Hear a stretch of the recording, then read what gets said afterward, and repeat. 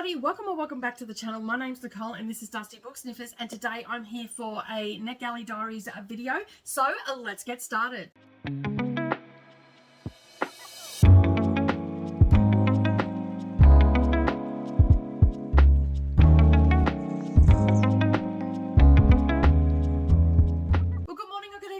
And welcome back to the channel. Thank you for taking some time out of your day and spending it with me. First of all, I'd just like to say thank you so much for all your continued support for all these videos of me journeying through NetGalley. I really do appreciate all the comments, likes, and discussions that happen around these books, whether it be here on videos, in sprints, or even in the NetGalley November Discord, which is still going if anybody is interested, and it is actually linked up down below.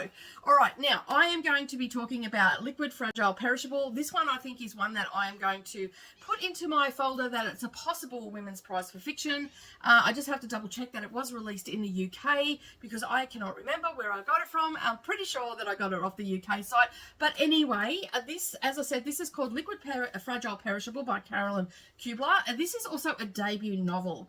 Now, I wasn't too sure about this when I first started it, but I ended up sort of sinking my teeth into it and actually falling into the story really well. This is a story that is set in Vermont in the USA, and it is covering a lifespan of a year. So it's sort of like a slice of a life, if you will, book, and it basically is telling us about three teenage girls and their experience, a family from New York that has just moved to this town, and a local beekeeping family, Christian beekeeping family, and they also homeschool their children as well. So we've got Honey, which is the main female character in this book, and then we also have Will, who is from the New York family, and Honey is from the Christian family. And then, as I said, we've got three girls that we sort of get their point of view as well. And then we have this Nell, who lives in the woods. She wants to just be left alone, and she is still recovering from the grief of the death of her sister. We find that out pretty early in the book, and so we get little snippets from all these different points of views. At first, I thought that it was a little bit confusing, and I was struggling to keep up with who was talking and who wasn't. And I ended up really settling into it. I really did have to sit down and concentrate with this book because there were so many points of views. And as I said, it is following a year in the life of these people. And basically we've got Will and Honey who come together and end up being in a relationship, and then we've got the New York family who are struggling to settle in but eventually do, and then we have the Christian family, beekeeping family, who are talking about their bees, and they've lived there for a long time, and you know, they're a little bit set in their ways and all that sort of thing. And then we've got the teenage girls who just want to grow up and want to do things and want to live life and, you know, go after college and all that sort of stuff. And as I said, we have Nell, who's going through grief after losing her sister. Her sister went missing, she was found dead, and all the things. Now, that little bit of information there actually does set you up for the rest of the book and how it goes. And basically, as we work through this year, we see the developing relationship of Will and Honey, and consequently, there is something that happens around that where she, I will give you a slight spoiler here, she ends up being pregnant, and then the ramifications from that and how it is handled. And actually, I will go out and say I think Will actually handled it better than the parents did. He stepped up to the plate. He realized that, you know, this was something that they had to do, you know, and there was conflicting narrative there, you know. Is this the right thing on his part as well? He didn't just go, you know what, I'm going to do the right thing and whatnot. There was some confliction there, especially between him and Honey, you know, of what was the right thing to do and all that sort of stuff. And then it also follows a path of grief as well with these families.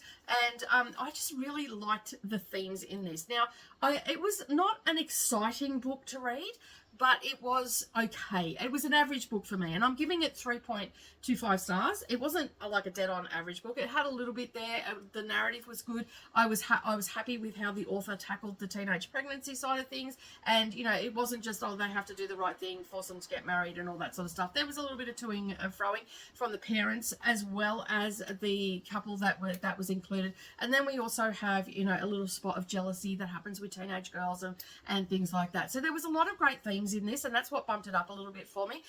It's a debut novel, so it's sometimes hard to know whether it's going to be a one-off story or whether this author's going to become a prolific writer or not.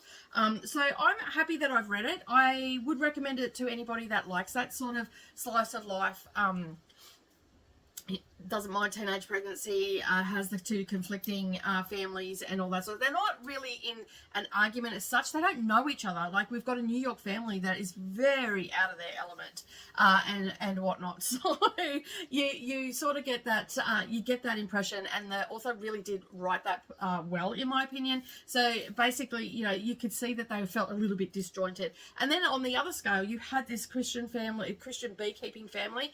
And I do mention that it's Christian because this is quite prominent in their narrative. So it is very much they're talking about their Christianity, going to church, God. There's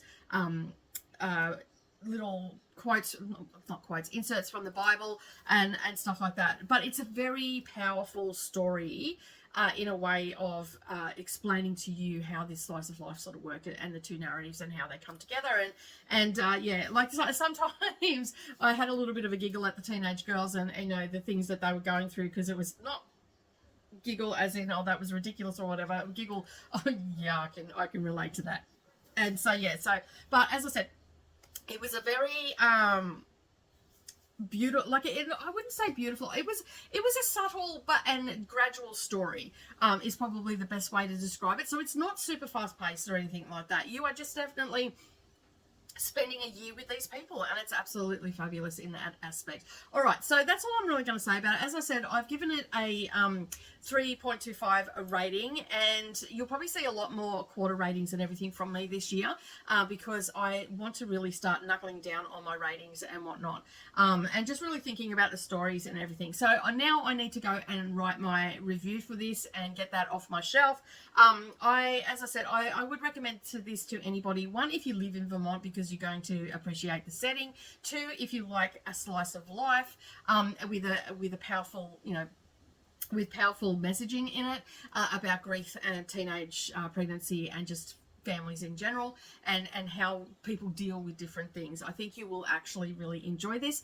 And so yeah, so I'm glad this is off my shelf now. I'm going to put this into a folder of the Women's Prize, because it definitely has those vibes to it, and there have been many debut novels on the list in the past. So I'm going to add that to the folder, and then you'll have to keep an eye out as we get closer to March, because I will be starting to do my predictions, and then of course I'll read the long list and all that sort of stuff. So a lot of the videos that you're going to see in the future will actually be for the next little while anyway from NetGalley. A lot of them will be Women Prize for Fiction possibilities, that because we have no idea, because we don't know if the publishers submitted them to the Women's Prize for Fiction or not. So we have to, it's a pot shot basically. Okay, so that is my review on Liquid Fragile Perishable by Carolyn Kubler.